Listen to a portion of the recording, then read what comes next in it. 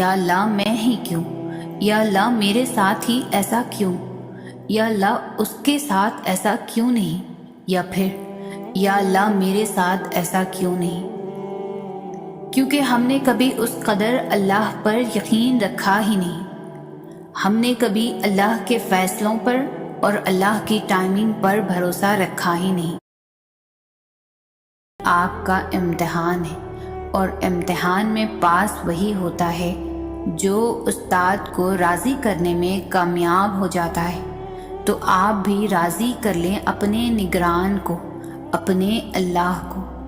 اور آپ کیا گمان کرتے ہیں کہ یہ کہہ دینے سے چھوڑ دیے جائیں گے کہ میں ایمان لایا اور پھر آزمانا جائیں گے؟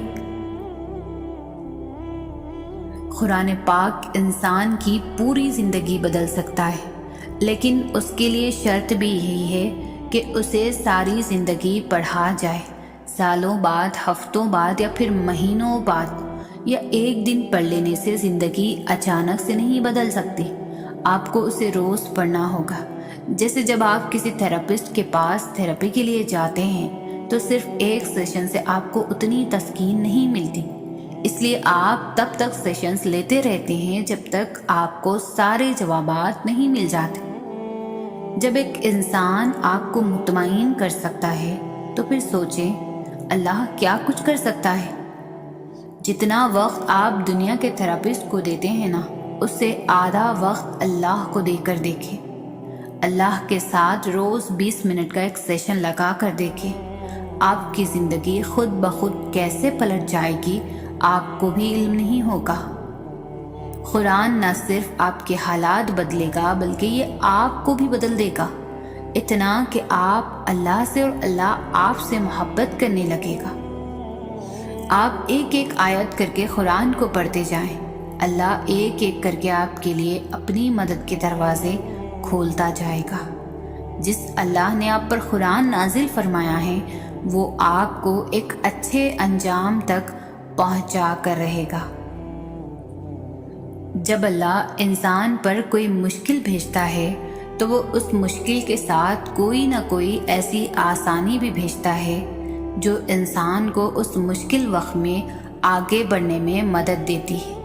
کبھی وہ آسانی کسی انسان کی صورت میں ہوتی ہے، کبھی وہ آسانی کسی اجنبی شخص کی تحریر کی صورت میں ہوتی ہے۔ جیسے آپ ابھی یہ سن رہے ہیں، میں اسے آپ تک نہیں لا سکتی تھی، اسے آپ تک پہنچانے والا اللہ ہے، کیونکہ میں نہیں جانتی کہ آپ کن حالات سے گزر رہے ہیں، لیکن اللہ جانتا ہے، اور وہ اپنے بندوں کو کبھی بھی اکیلا نہیں چھوڑتا۔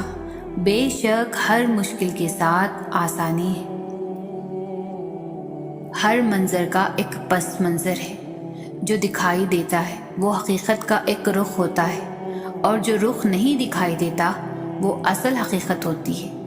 مسکرانے والا ہر انسان خوش نہیں ہوتا، اور ہر خوش انسان مسکراتا رہے ایسا بھی تو نہیں ہوتا۔ چڑچڑاہٹ کی وجہ ہمیشہ بری نہیں ہوتی۔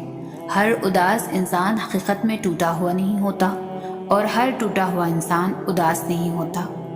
غم ہمیشہ چہرے سے نظر نہیں آتا، اور جو چہرے سے صاف دکھائی دے ہمیشہ غم نہیں ہوتا۔ اداکاری اور وفاداری میں جو ایک چیز مشترک ہوتی ہے وہ ہے کردار۔ کردار طاری کیا جائے تو اداکاری کہلاتی ہے، اور کردار نبھایا جائے تو وفاداری کہلاتی ہے۔ گملے میں لگا پودا درخت نہیں بنتا، اور زمین میں لگی بیل خود اختیار نہیں کر سکتی۔